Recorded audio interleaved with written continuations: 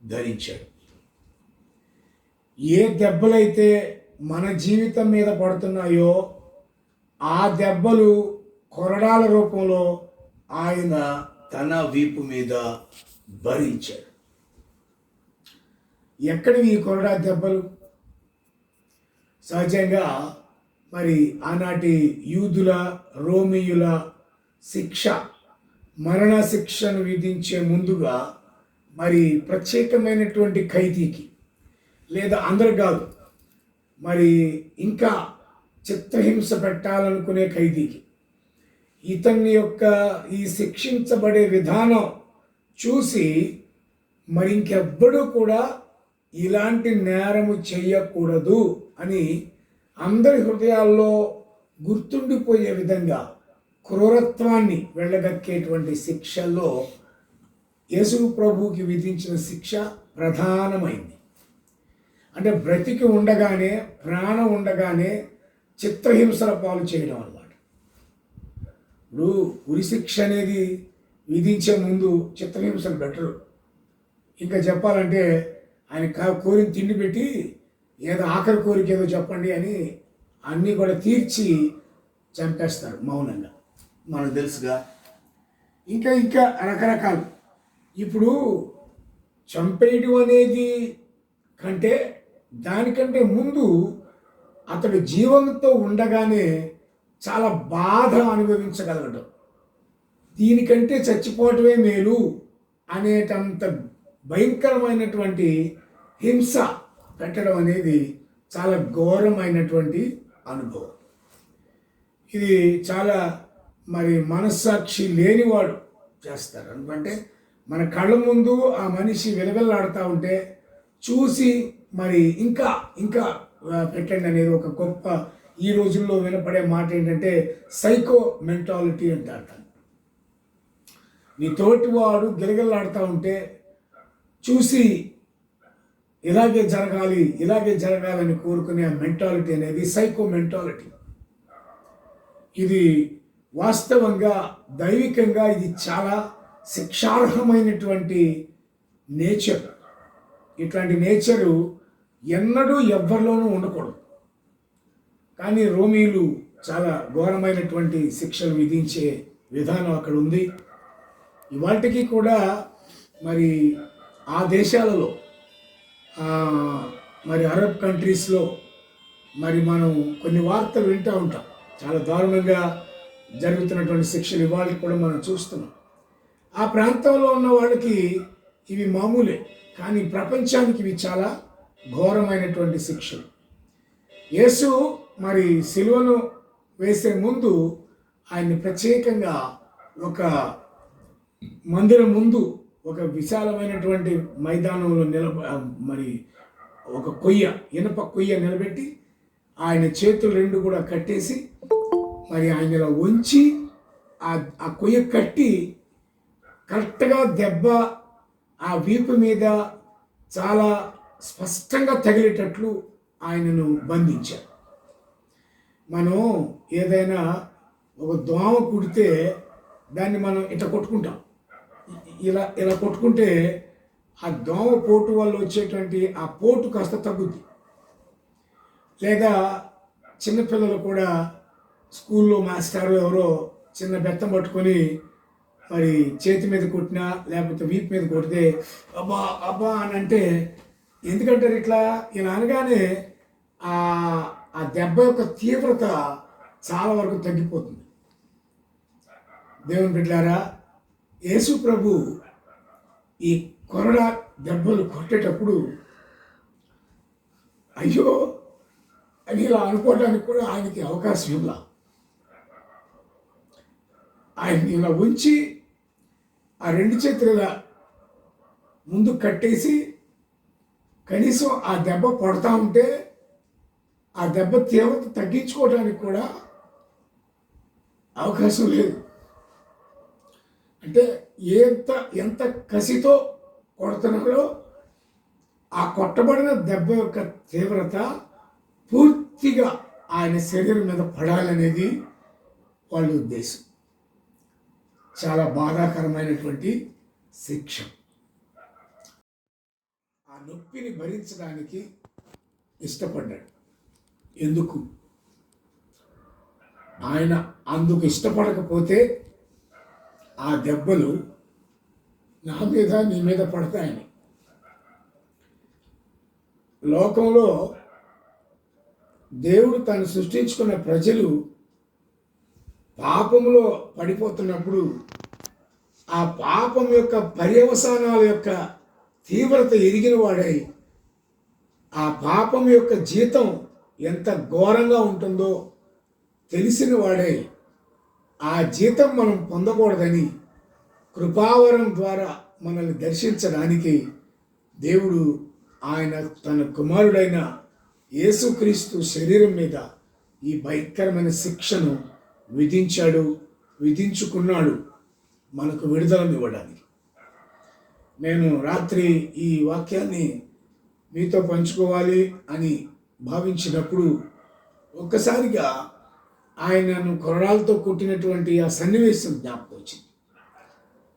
ఈ ఒక 10-15 సంవత్సరాల క్రితం ప్యాషన్ ఆఫ్ క్రైస్ట్ అని ఒక ఇంగ్లీష్ వాళ్ళు తీసినటువంటి ఒక ఫిల్మ్, అది మనం చూసాం. నేను కూడా దాన్ని చాలాసార్లు చూసాను. అందులో చాలా క్లియర్గా చూపించారు కొరడాలతో కొట్టబడినప్పుడు ఆయన పొందినటువంటి ఆ వధ. ఆ కొరడాల గురించి కూడా మనకు తెలుసు కదా. ఇప్పుడు అవన్నీ అసలు ధ్యానిస్తే మనకి వాళ్ళ మనసు ఎంత ఉండదు. ఆ కొరడా కూడా ఏదో మరి చండ్రాకోల లాంటిది కాదు. ఎడ్ల బండి మీద వెళ్ళేటప్పుడు ఆ ఎడ్లను కొట్టే లాంటి కొరడా కాదు. ఎడ్లను కొట్టే కొరడా అయితే జస్ట్ ఒక వాత పడేటట్టుగా ఒక దెబ్బే. ఆ కొరడా కాదు. మనం ఈ యేసు ప్రభువుని కొట్టిన కొరడాన్ని మనం చూడాల. ఎందుకంటే ఆ కొరడాలతో మనం 12వ అధ్యాయం 47వ వచనం, అది కూడా ఒక్క చదవండి తొందరగా. లూకాసు వార్త 12వ అధ్యాయం 47వ వచనం.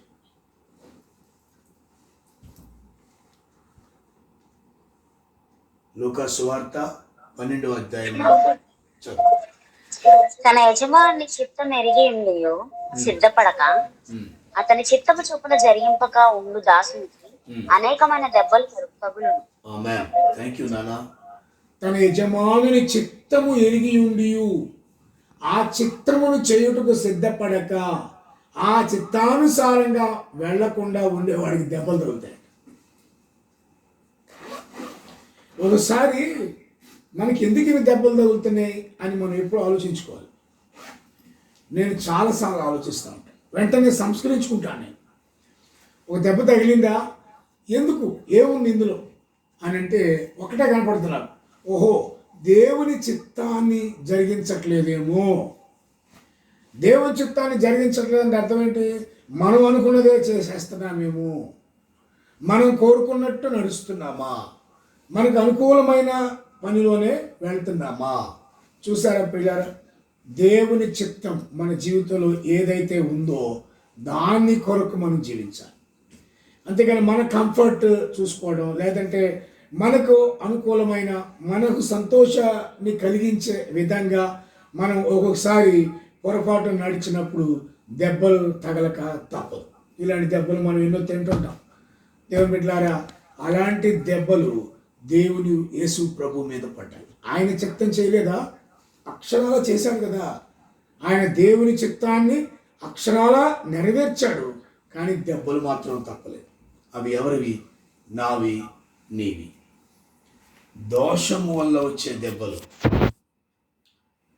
బుద్ధిహీనంగా ఉన్నందువల్ల వచ్చే దెబ్బలు, మన స్వచిత్తాన్ని నెరవేర్చుకుంటూ మనం వెళ్ళిపోతున్నప్పుడు మనకి ఎదురయ్యే దెబ్బలు. ఈ ఉదయకాలం ఆయన వీపు మీద కొరడాల వలె కొట్టబడ్డాయి. ఎంతో బాధతో చెప్పబడుతున్న ఈ వర్తమానం మనకొక విడుదల వర్తమానం కూడా ఇస్తుంది. నీ దెబ్బలు ఇక నీ మీద పడకుండా ఆయన మీద వేసుకున్నాడు కనుక దెబ్బతిన్నావా? కుటుంబంలో ఆరోగ్యం, ఆర్థికం, అవమానం, ఈ దెబ్బల చేత అల్లాడుతున్నావా బిడ్డ? సంసారంలోనే భార్య భర్తల మధ్యలో ఒకరినొకరు దెబ్బలు కొట్టుకుంటున్నారా? అన్నదమ్ముల మధ్యలో దెబ్బలు. అక్క చెల్లెళ్ళు, సొంత తోడబుట్టిన అక్క చెల్లెళ్ళు కూడా ఒకరినొకరు దెబ్బలు కొట్టుకుంటున్నారా? అవతలి వాడి దెబ్బతినాలని ఊరుతున్నావా? జాగ్రత్త. ఏది విత్తుతావో అదే మనం కోస్తాం. ఎవడు తీసిన గోతులు వాడు పడతాడని రాయబడింది. ఈ దెబ్బల చేత అల్లాడుతున్నటువంటి వ్యక్తులమైన మనందరి కొరకు దేవుడిస్తున్న ఒక నిరీక్షణ ఏంటంటే, ఇక నీకు దెబ్బలు లేవు, ఆ దెబ్బలు నా మీద వేసుకున్నాను. అయితే మనల్ని మనం మార్చుకుని నేర్చుకుని, నేను చాలాసార్లు ఆలోచిస్తాను, వెంటనే సంస్కరించుకుంటాను. నేను ఒక దెబ్బ తగిలిందా, ఎందుకు, ఏముంది ఇందులో అని ఒకటే కనపడుతుంది. ఓహో, దేవుని చిత్తాన్ని జరిగించట్లేదేమో. దేవుని చిత్తాన్ని జరిగించట్లేదంటే అర్థం ఏంటి?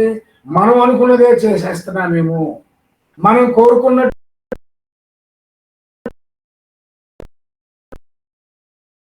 నడుస్తున్నామా, మనకు అనుకూలమైన పనిలోనే వెళ్తున్నామా? చూసారా ప్రియులారా, దేవుని చిత్తం మన జీవితంలో ఏదైతే ఉందో దాన్ని కొరకు మనం జీవించాలి. అంతేగాని మన కంఫర్ట్ చూసుకోవడం, లేదంటే మనకు అనుకూలమైన, మనకు సంతోషాన్ని కలిగించే విధంగా మనం ఒక్కొక్కసారి పొరపాటు నడిచినప్పుడు దెబ్బలు తగలక తప్పదు. ఇలాంటి దెబ్బలు మనం ఎన్నో తింటుంటాం. దేవుని బిడ్డలారా, అలాంటి దెబ్బలు దేవుని యేసు ప్రభు మీద పడ్డాయి. ఆయన చిత్తం చేయలేదా? అక్షరాల చేశాడు కదా. ఆయన దేవుని చిత్తాన్ని అక్షరాల నెరవేర్చాడు, కానీ దెబ్బలు మాత్రం తప్పలేదు. అవి ఎవరివి? నావి, నీవి. దోషము వల్ల వచ్చే దెబ్బలు, బుద్ధిహీనంగా ఉన్నందువల్ల వచ్చే దెబ్బలు, మన స్వచిత్తాన్ని నెరవేర్చుకుంటూ మనం వెళ్ళిపోతున్నప్పుడు మనకి ఎదురయ్యే దెబ్బలు. ఈ ఉదయకాలం ఆయన వీపు మీద కొరడాల వలె కొట్టబడ్డాయి. ఎంతో బాధతో చెప్పబడుతున్న ఈ వర్తమానం మనకు ఒక విడుదల వర్తమానం కూడా ఇస్తోంది. నీ దెబ్బలు ఇక నీ మీద పడకుండా ఆయన మీద వేసుకున్నాడు. కనుక దెబ్బతిన్నావా? కుటుంబంలో ఆరోగ్యం, ఆర్థికం, అవమానం, ఈ దెబ్బల చేత అల్లాడుతున్నావా బిడ్డ?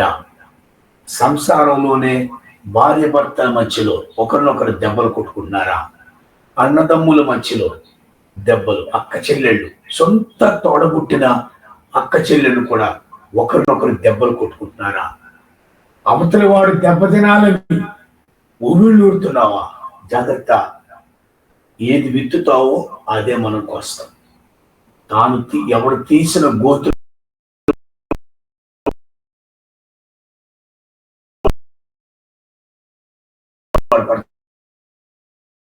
రాయబడి, ఈ దెబ్బల చేత అల్లాడుతున్నటువంటి వ్యక్తులమైన మనందరి కొరకు దేవుడిస్తున్న ఒక నిరీక్షణ ఏంటంటే, ఇక నీకు దెబ్బలు లేవు, ఆ దెబ్బలు నా మీద వేసుకున్నాను. అయితే మనల్ని